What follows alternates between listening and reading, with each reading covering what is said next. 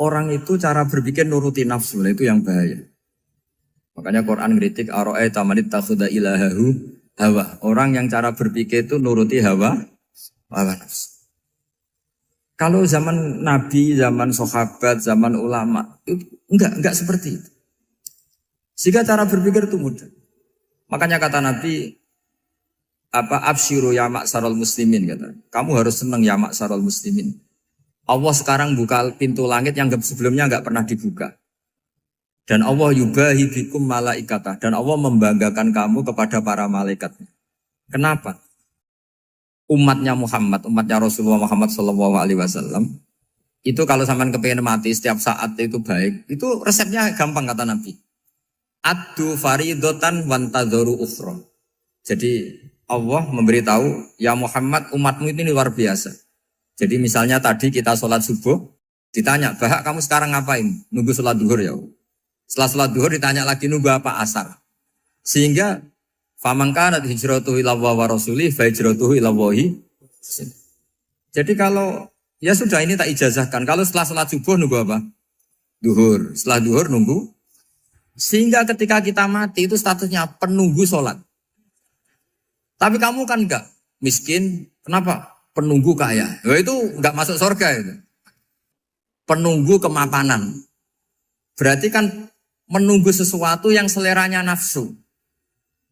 Beda kalau penunggu sholat. Berarti kamu di dunia menunggu ritual ibadah. Maka di antara ijazahnya Nabi apa? Addu faridotan wantadzoru ukhra. Melakukan satu fardu. Kemudian kita menunggu tugas berikutnya. Jadi niati saja setelah subuh nunggu apa? Duhur. Setelah duhur, meskipun kita di perapatan. Apa? Nunggu asar. Ya. Tapi ya asar betul. Jangan nunggu tok pas asar. Enggak. Jadi sebetulnya umat ini gampang sekali. Jadi di antara kebanggaan Allah, yubahi itu Allah bangga dengan malaikatnya adalah umat ini adalah addu faridotan wantadzoru ukhra. Melakukan satu fardu, kemudian menunggu fardu yang lain. Dari mengkhidmati kampus, ingin mengkhidmati masyarakat. Dari satu masyarakat lokal Semarang menjadi sampai sekarang, sampai Banjarmasin. Unisula mau bikin kampus di sana, terus gitu. Dari satu tugas ke tugas yang lain. Makanya Islam diajarkan setelah satu tugas selesai, faida faruh tafan sok. Jadi sehingga hidup kita itu dinamis. Dari satu kebaikan menunggu kebaikan lain, dari satu kebaikan menunggu. Sehingga hidup kita ngapain? Nunggu satu kebaikan. Ini sudah masuk faman kanat hijratuhu ila wa rasulih, fa hijratuhu ila wahi wa rasulih. Sehingga bayangkan kalau kita direkam Allah, Gusti kula ampun mati nak dereng sugih. Wis melarat puluhan tahun. Sakit, nunggu sesuatu yang sifatnya nafsu, kok pengen sugih. Sugih tok aja cukup. Tahu buruh wong sing tahu ngenyek ndekne lho, itu kan urung-urung wis dendam. Saya belum mau mati sebelum kaya dan buruhkan orang yang pernah melecehkan saya. Wis ngono akhirnya mati urung sugih. Berarti wis fakir matine hasud. Mau itu ngenes dunia akhirat kan kira-kira seperti itu. Kamu santai aja kalau fakir berarti meringankan hisab karena ada banyak harta. Yang mau dihisab papanya, enggak punya apa-apa. Jadi saya mohon sekali ya, Islam itu mengawal kebahagiaan. Sebab itu sampai bahagia itu menjadi perintah Islam, qul bi fadlillah wa bi rahmati fa bidzalika falyafrahu. Karena dengan bahagia bi taat diharapkan orang Islam itu tidak bahagia atau cari kesenangan lewat jalur maksiat. Sehingga ciri utama wali apa? Ala inna awliya Allahi la khaufun alaihim walahum yahzan. Sehingga ulama dulu itu rileks-rileksnya. Termasuk yang saya ceritakan tadi, Imam Ahmad, Imam Syafi'i. Itu melihat apa saja rileks. Ya tadi kalau disenangi orang ya barokah, punya kawan kebaikan. Nak dineng ya barokah dineng di gedingi tonggo rada utang, ngeranjuk tulo gitu. Jadi rileks saja.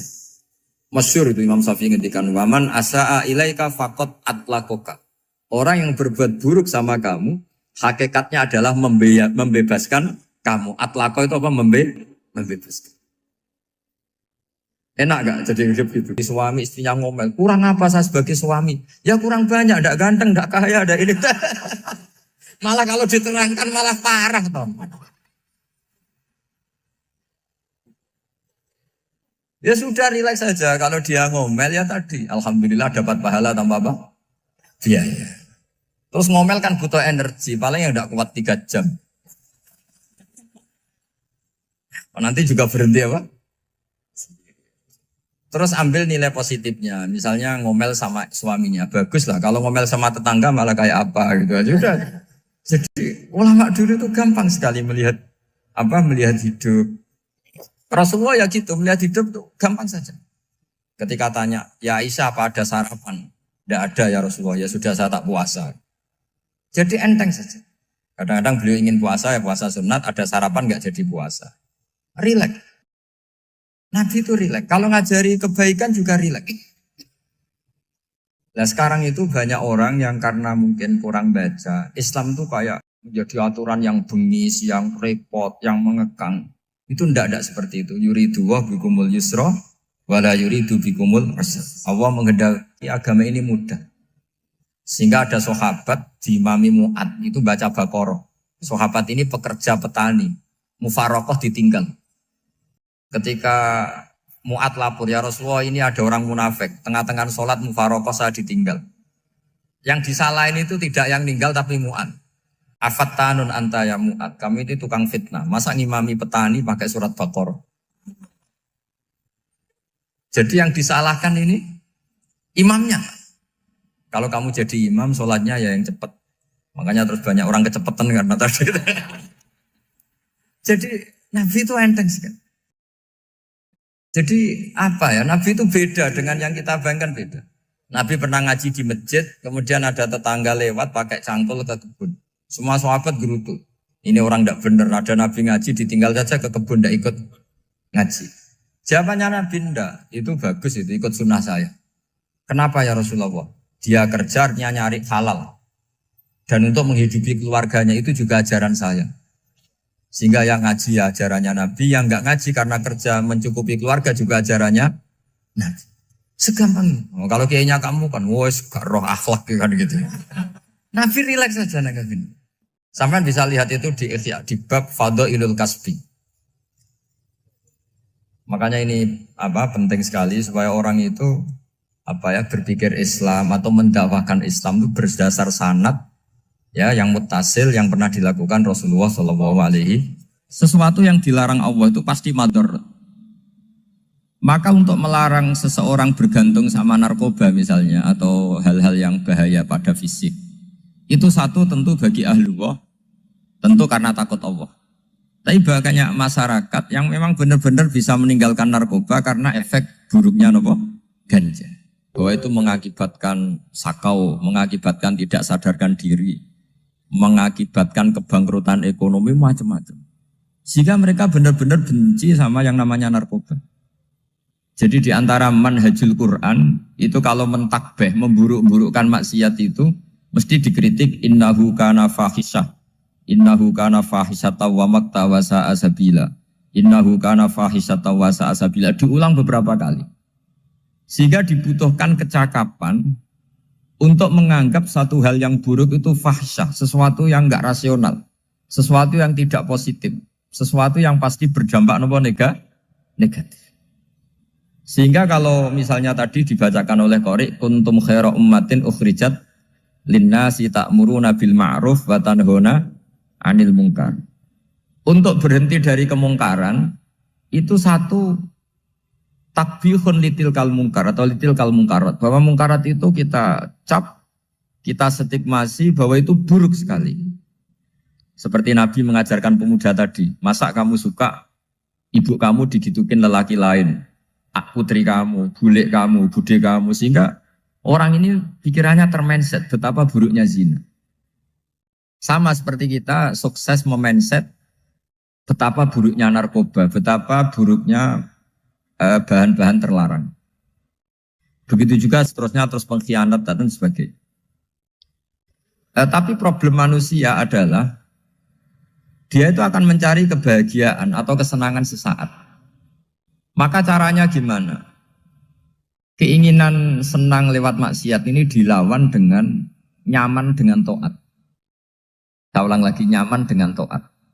Sehingga ulama dulu punya kalimatul munajat, artinya kalimat hubungan pribadi sama Allah yang menjadikan orang itu nyaman. Dan ini yang diajarkan kitab-kitab tasawuf. Kitab tasawuf itu sukses mengajarkan melihat alam raya ini semuanya nyaman, termasuk yang mengecewakan. Itu dianggap nyaman. Saya berkali-kali mengajarkan ilmu ini karena ini musalsal ila Rasulillah SAW. Itu pernah suatu saat Imam Ahmad sama perintahnya Allah dan Rasul. Beliau tidak tersinggung, tidak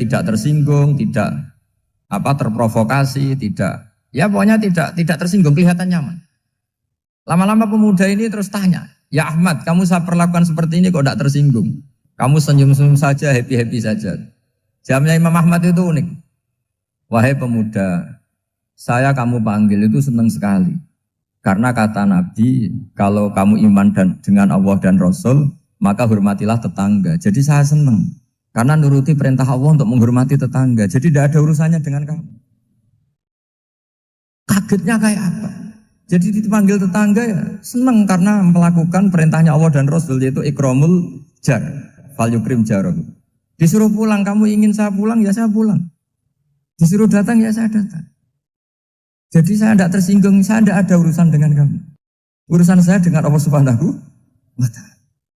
Itu kalau bapak-bapak istrinya ngomel terus sabar itu ya bagus. Saya tidak punya urusan. Kalau kamu terprovokasi oleh istri, berarti kamu didikte oleh makhluk. Masa seorang rektor didikte makhluk? Kan tidak keren. Apalagi seorang Habib didikte makhluk, kan gak keren.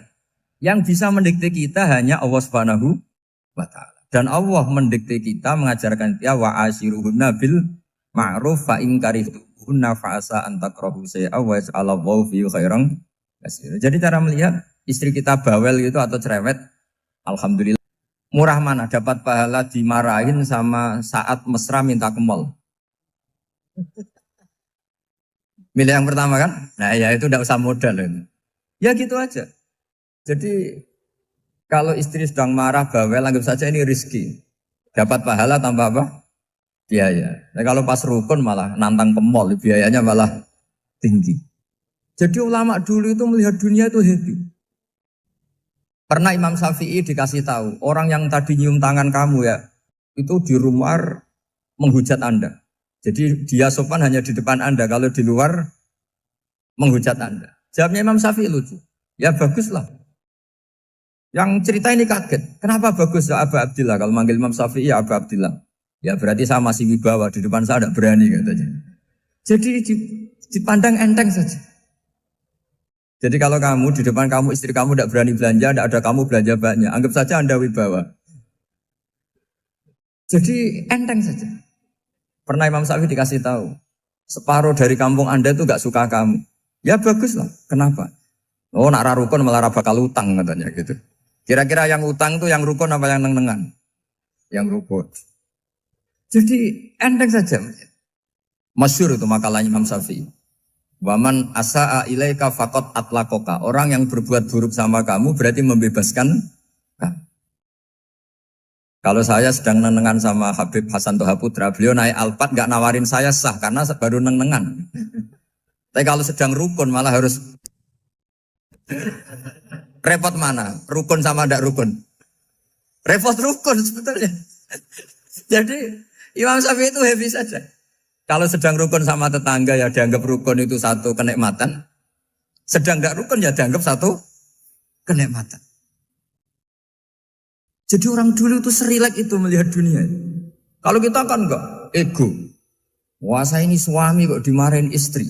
Wah ini egonya bangkit. Padahal egonya bangkit itu ada kebodohan di situ.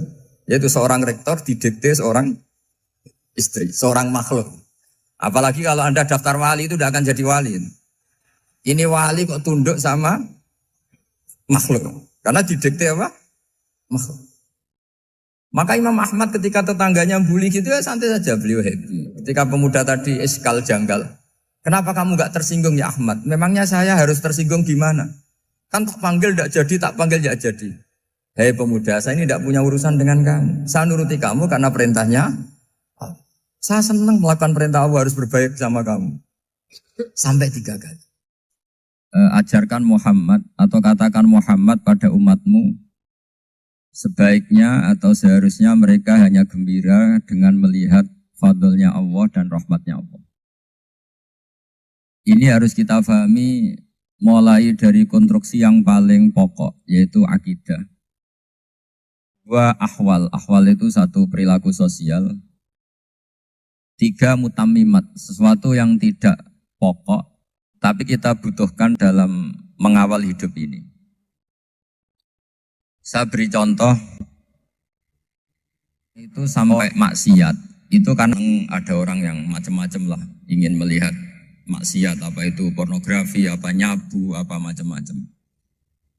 Itu sebetulnya agama punya konsep yang luar biasa, yaitu seharusnya seseorang itu gembira. Gembira dengan ketaatan. Lalu pertanyaannya caranya gembira gimana? Gembira itu mudah. Jadi misalnya kamu sujud sama Allah Subhanahu wa taala. Terus cara berpikir begini. Ini sekaligus ijazah. Cara berpikir begini. Ya Allah, ini kata Sayyidina Ali, kafani izzan an akuna laka abdan wa kafani fakhron an takuna li rabban. Ya Allah, betapa sialnya saya andaikan saya jadi budak dari makhluk yang sama. Misalnya sampean itu seorang kiai atau rektor atau doktor atau orang terpelajar, kemudian kamu jadi budak atau hamba dari makhluk yang setara. Betapa hinanya saya. Maka kata Sayyidina Ali, ya Allah, saya ini cukup bahagia, cukup bangga karena jadi budak, jadi hamba dari zat yang super atau yang maha super. Misalnya kok saya bahagia itu nunggu melihat pornografi, melihat maksiat. Itu terus menjadi malu. Kenapa saya bisa didikte oleh hal-hal seremeh itu? Ya, kita malu karena didikte oleh hal-hal yang seremeh itu. Karena kita didikte oleh nafsu. Jadi izzatun nafsi, satu harga diri seseorang itu harus dihidupkan untuk hanya tunduk kepada Allah Subhanahu. Sehingga Nabi itu melatih satu logika tarkul ma'asi. Nabi itu dulu ketika ada seorang pemuda yang ya karena mungkin pemuda ya, dia itu mau masuk Islam, tapi uniknya kata pemuda tadi, saya masuk Islam tapi asal dibolehkan bebas zina. Jadi ini agak sableng gitu. Jadi mau masuk Islam syaratnya dibolehkan apa? Zina atau free sex gitu. Karena orangnya agak hiper. Itu Nabi tidak langsung mengancam dengan neraka enggak. Ketika mau pamit gitu semua sahabat melarang. Mah itu jangan, kamu jangan suan Nabi. Itu permintaan yang enggak masuk akal. Setelah lama ditahan terjadi kegaduhan di masjid, Nabi dengar itu ada apa itu? Itu ada pemuda yang mau masuk Islam tapi yasta'dzinuhu fi zina. Tapi mereka minta izin Nabi untuk tetap boleh zina. Kata Nabi, pemuda itu suruh masuk, suruh menghadap saya. Ketika menghadap Nabi, saya ulang lagi ketika menghadap Nabi, Nabi mengajarinya itu luar biasa. Nabi tidak langsung mengancam dengan neraka atau dengan azab tunda. Tapi kata Nabi, atuhibbuhu li ummik. Kamu suka kalau ibu kamu itu jadi demenannya orang banyak. Oh enggak ya Nabi, yang demen ibu saya tak bacok kan. Karena ini ya agak preman, di mana-mana orang nakal agak preman. Terus atuhibbuhu li bintik. Kamu suka kalau putri kamu ya digitukan orang-orang. Oh ya enggak Nabi, yang gitukan putri saya tak bacok. Atuhibbuhu li kholatik. Kamu suka kalau bule kamu digitukan. Atuhibbuhu li ammatik. Kamu suka kalau saudara bapak kamu digitukan. Itu betapa buruknya zina. Cara bahasa Arab ditakbih. Betapa buruknya zina. Kamu suka kalau korbannya ibu kamu, putri kamu, bude kamu, bule kamu. Sehingga orang itu matur ya hasbuka ya Rasulullah, ini sudah cukup. Saya tidak pernah melihat sesuatu seburuk zina. Jadi fa'al qawafi tadi menjadi iffah, menjadi menghindari zina.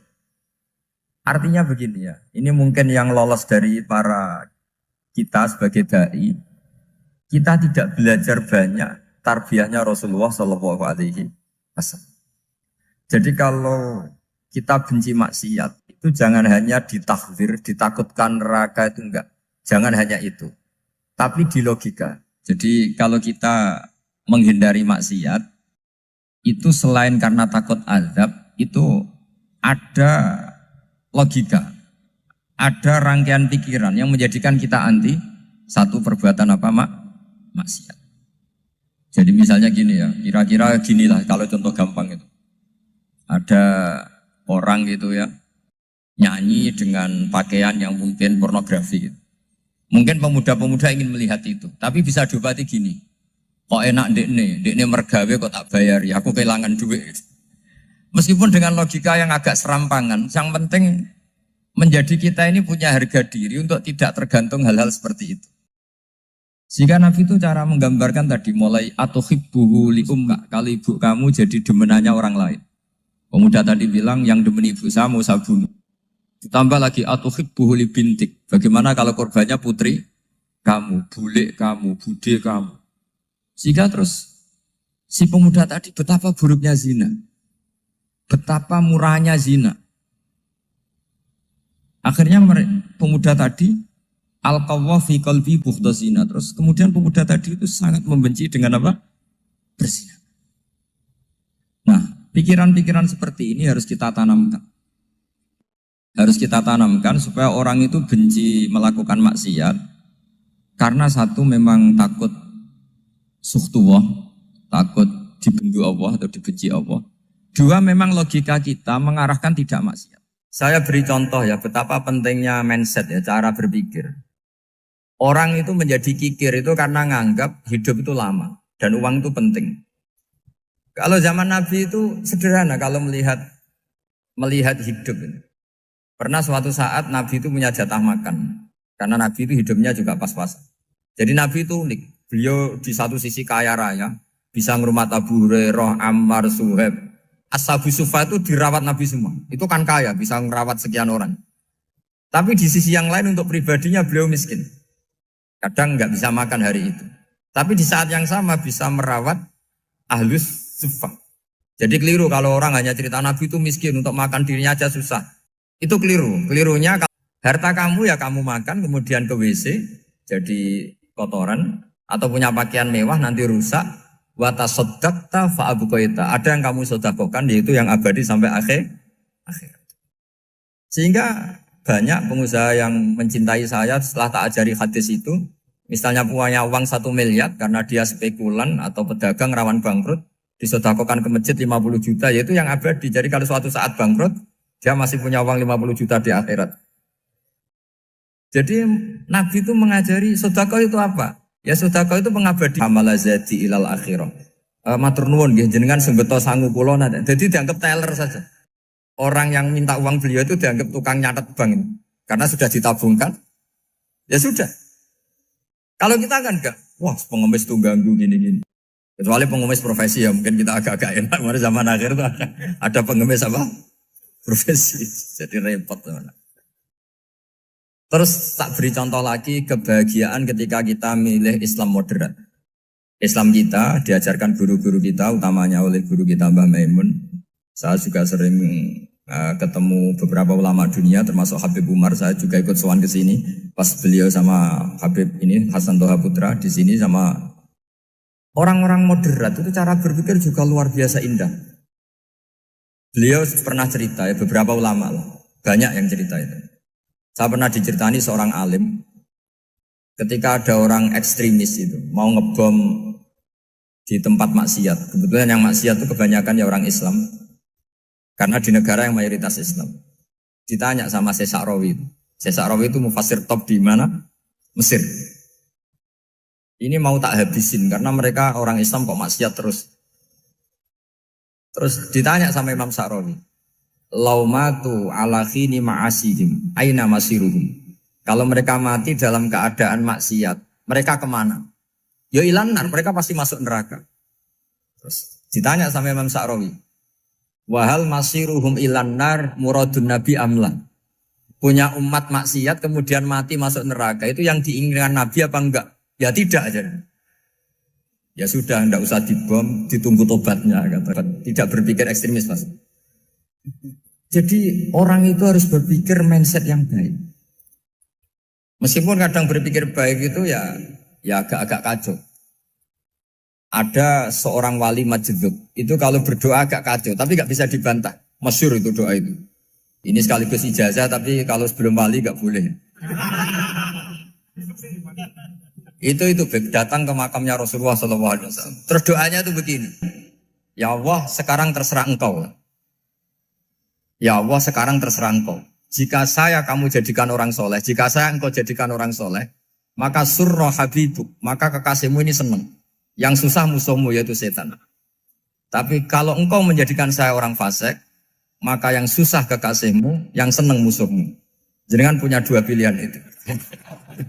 Wah itu kan doa tapi kayak teror itu.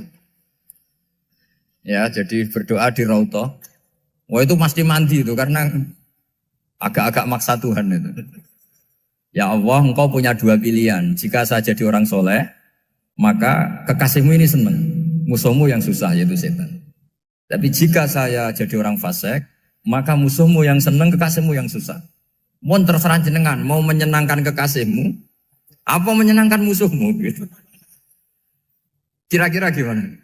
Kalau tertarik boleh doa itu dipraktekkan. Tapi kayaknya kalau copy paste itu gak keren, apa?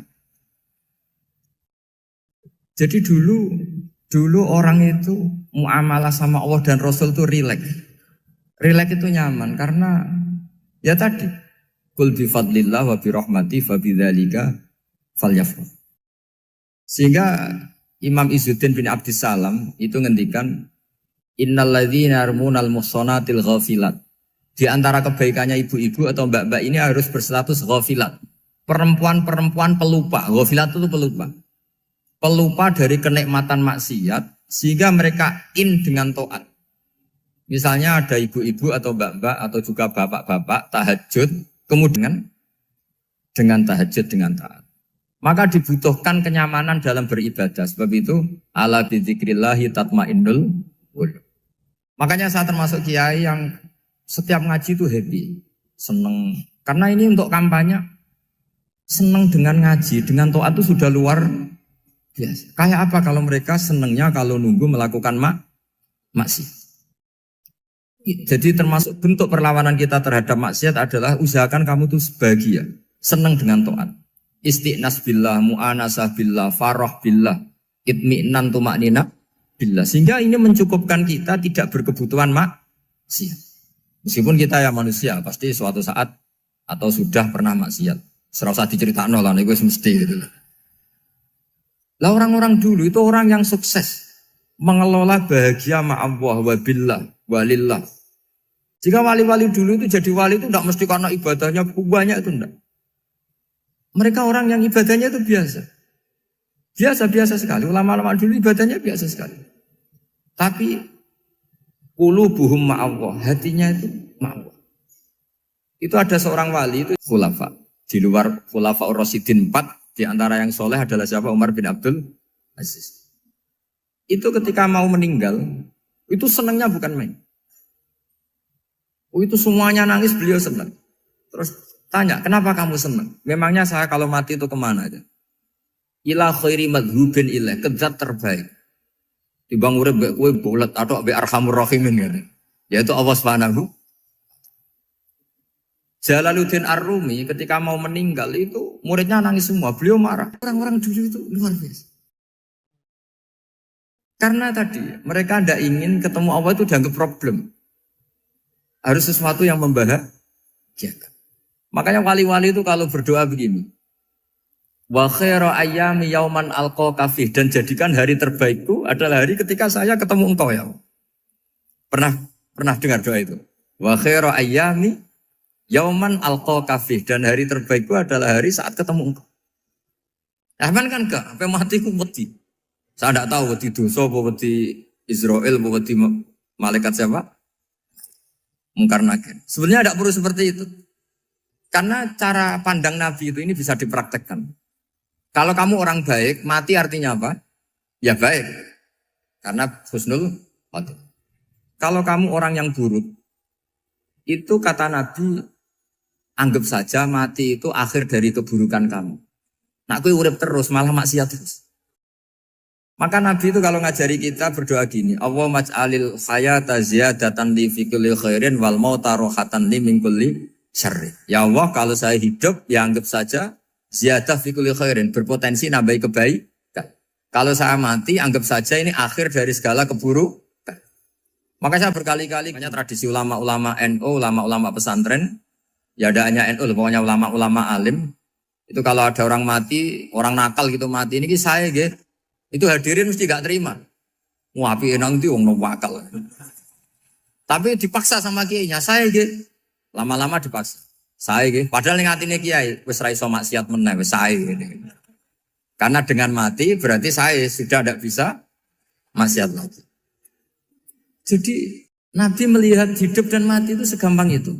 Kalau al-hayata ziyadatan li fi kulli khairin wal mauta rohatan li min kulli syarr. Coba kita ke depan itu kan ada potensi zina, potensi korupsi, potensi maksiat. Yang bisa menghentikan potensi itu apa coba? Mati ya, udah pintar ya. Sudah maju. Berani mati? Berani. Tapi jangan di sini ngel-ngelo panitia. Artinya yang selama ini kita risau dengan kematian, dengan apa? Nabi ngajari kita tadi. Allah maj'alil hayata ziyadatan li fi kulli khairin wal mauta rohatan li min kulli syarr. Ya Allah, jadikan hidup ini sebagai bekal menambah kebaikan dan suatu saat kalau saya mati, semoga itu akhir dari segala keburukan. Jadi artinya Nabi itu ngajari kita itu positif terus. Sama seperti ulamanya tadi. Nak lagi rukun mbek tonggo ya sanggep ae kanca keapian. Nak nenengan ben ra utang ngoten. Dadi pokoknya penak terus itu loh.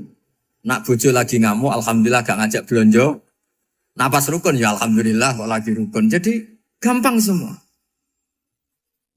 Makanya ada seorang alim itu ngendikan begini, ada yang tanya. Saya tuh dulu ketika kaya, teman saya sering main ke sana. Enggak.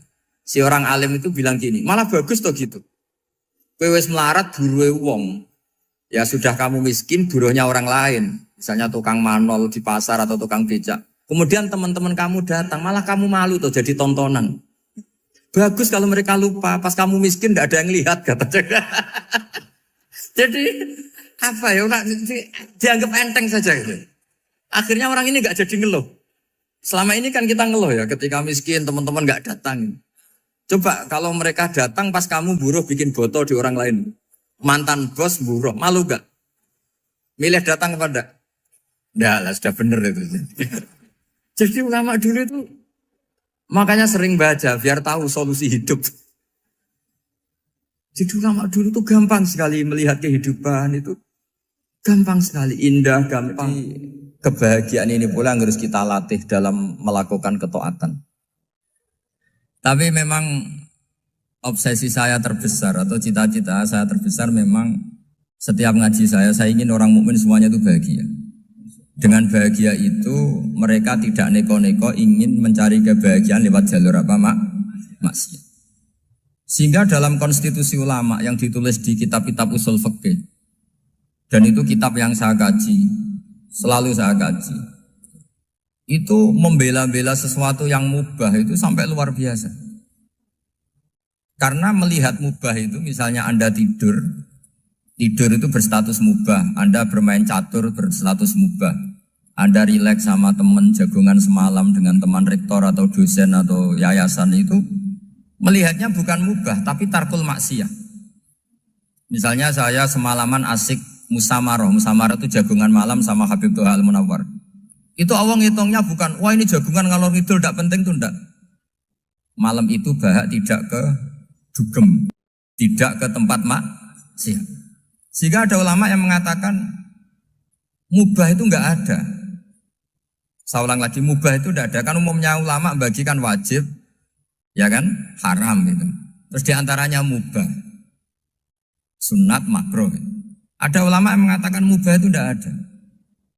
Kenapa? Logikanya begini, itsma min mubahin illa wa yatahaqqaqu bihi tarku haramimma. Karena ada mubah yang Anda lakukan kecuali saat itu pasti ditinggalkannya sebuah keharaman. Misalnya Anda sedang jagungan sama istri di luar, di rumah. Asik di rumah semalaman. Mungkin bahas hal-hal yang ringan. Mungkin melihat sinetron atau apa yang ringan. Tapi di situ terjadi Anda meninggalkan ke tempat-tempat maksiat.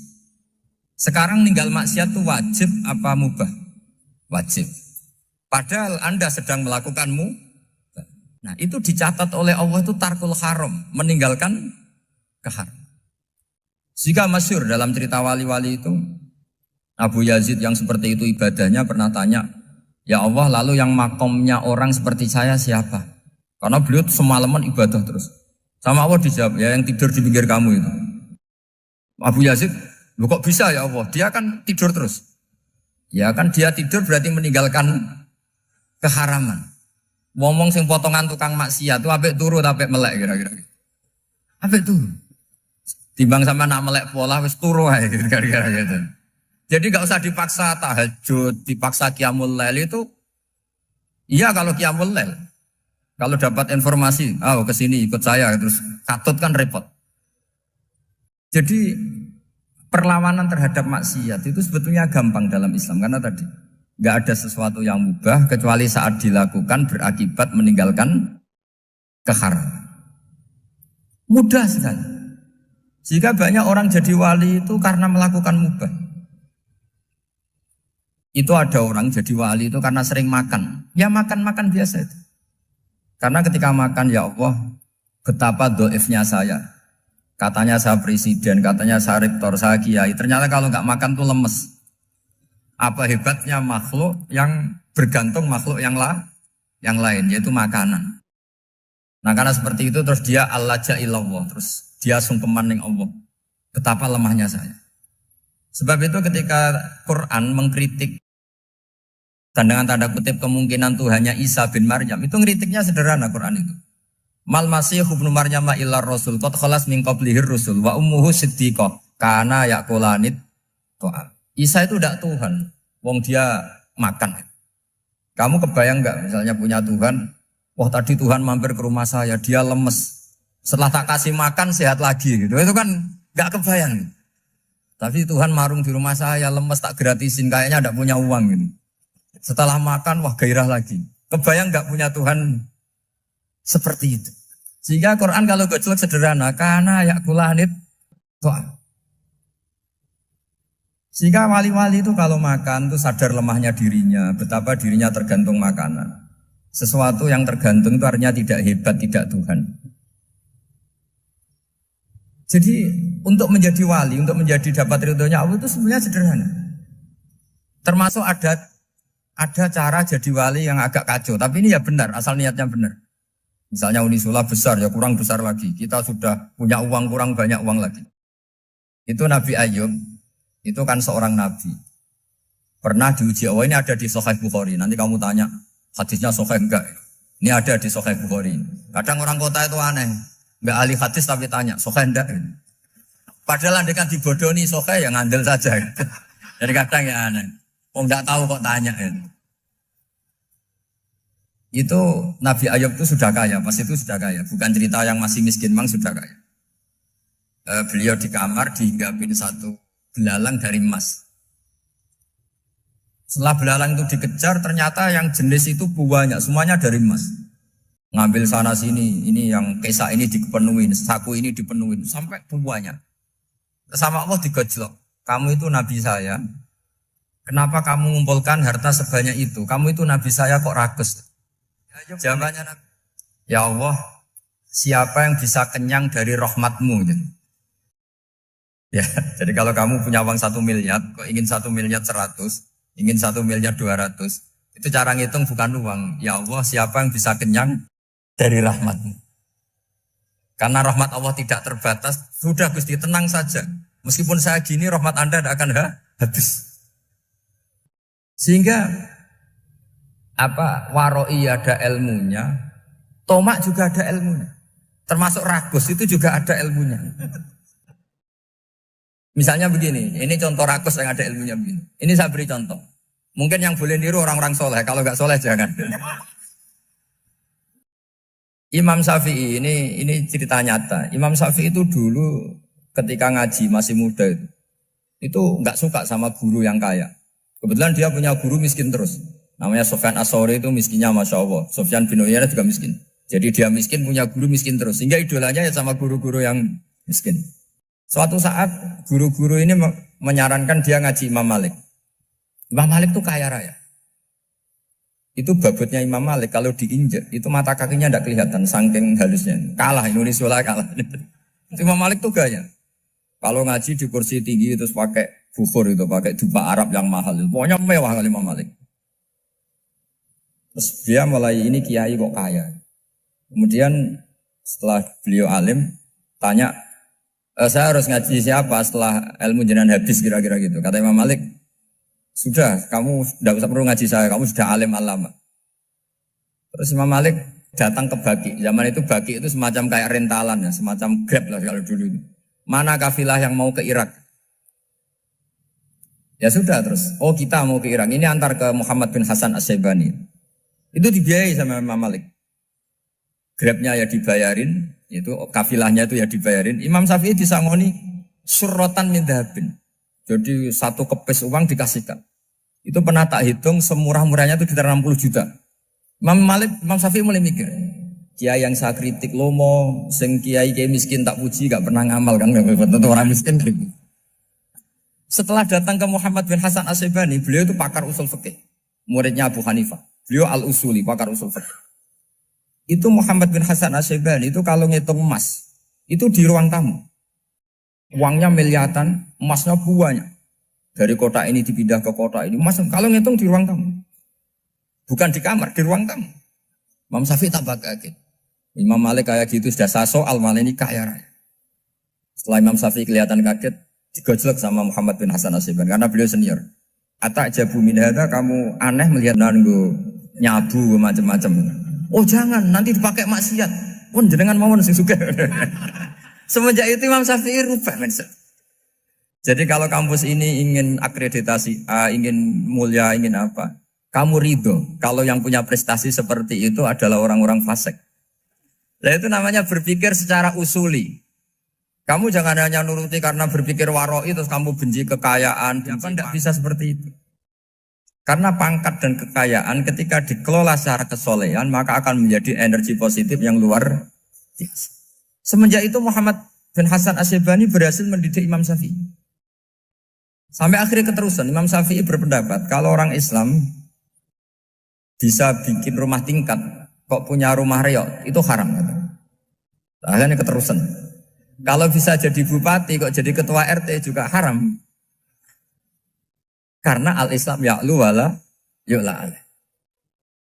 Islam itu luhur bukan bisa diluhurin. Sehingga rata-rata orang Syafi'iyah termasuk kiai-kiai Indonesia itu rata-rata ya agak-agak politikus. Ya agak-agak kedonyan, mungkin sebagian kedonyan tenan gitu. Karena gak ridho gitu loh. Kalau kesempatan itu dikuasai orang fasik kemudian menjadi kekuatan maksi. Coba kalau bupati itu orang yang fasik. Kemudian programnya supaya rakyat seneng semalaman dangdutan yang purno misalnya. Supaya rakyat seneng dibolehkan dugem, dibolehkan judi. Tapi kalau yang jabat orang soleh kan ada beberapa perda yang menolak penyakit apa? Masyarakat. Jadi kamu jangan melihat bahwa kepangkatan ini hanya sebagai alat korupsi, alat otoriter, enggak. Asal kena orang soleh, maka ini menjadi energi kesolehan atau energi positif. Sebab itu ketika Allah muji para nabi yang soleh, diantaranya disifati apa? Faqad ataina ala Ibrahim al-kitab wal hikmata, terus ayat wa atainahum mulkan azim. Dan Nabi Ibrahim dan keluarganya tak kasih kerajaan yang besar. Nah sekarang masih banyak orang yang cara pandang ngapain bikin unisula yang megah, ngapain berambisi punya akreditasi A dan sebagainya. Menyoal seperti itu salah secara usul fikih. Karena secara usul fikih kesempatan yang baik tentu harus diperjuangkan oleh orang-orang yang soleh. Karena ini supaya jadi otoritas yang positif. Itu dulu ada latihannya. Jadi orang dulu itu gampang sekali ketika milih miskin ditanya, kenapa miskin? Saya ingin hisab saya ringan. Tapi ketika mereka kaya, yang soleh, supaya harta ini tidak dipakai orang yang nanti dipakai maksiat. Kita misalnya orang soleh mau pangkat, karena kita ada ridho, kepangkatan itu dipegang orang maksiat, kemudian menjadi energi maksiat. Begitu juga seterusnya. Maka ulama dulu itu rileks. Sampai Senawawi Al-Bantani itu nanti bisa dicek di tafsir. Qul hal yastawil ladzina ya'lamuna wal ladzina la ya'lamun. Beliau muji-muji ulama. Kemudian ada seorang yang agak hasut mungkin. Tanya begini. Hebatnya ulama itu begini-begini. Terus ditanya, tapi kenapa kita sering melihat ulama ngantri proposal di rumahnya bupati? Kan? Sementara bupati nggak pernah datang ke ulama ngaji ihya. Jawabannya Imam Senawawi itu unik. Ya karena ulama itu tahu gunanya uang, sehingga nyari uang untuk pondok, untuk masjid. Sementara bupatinya tidak tahu gunanya ilmu, maka tidak pernah ngaji. Jadi ya ringan saja. Jadi ya sudah seperti itu. Jadi kalau ada ulama kedonyan, anggap saja karena tahu gunanya ulama, jawabannya karena ulama tahu gunanya wah, sementara bupatinya nggak tahu gunanya ilmu. Kira-kira gitulah. Ada ustadz tidak ganteng, kesensem rondo cantik karena tahu gunanya ustadz itu.